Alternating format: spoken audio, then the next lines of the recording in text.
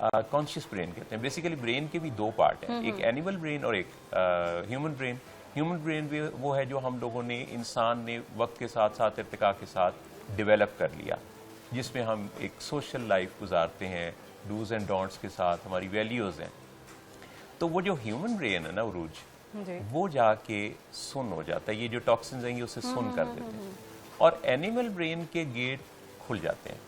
इसीलिए आप देखें कि जो नशे का मरीज होता है उसकी बातें कैसी होती हैं, उसकी बातें, उसका बिहेवियर, तो उसके घर वालों को कैसे करना चाहिए? अगर ट्रीटमेंट के लिए उसको भेजना चाह रहे हैं, वो नहीं आमादा हो रहा, उसको कन्विंस कैसे किया जा सकता है?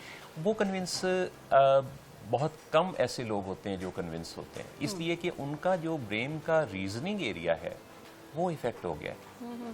यानी दिमाग में लॉजिक्स को समझने वाला जो लॉजिकल ब्रेन है, अगर वो काम नहीं कर रहा और इंटॉक्सिकेटेड है, तो उसको कन्विंस करने के लिए आप कितनी कोशिशें कर लेंगे। अच्छा,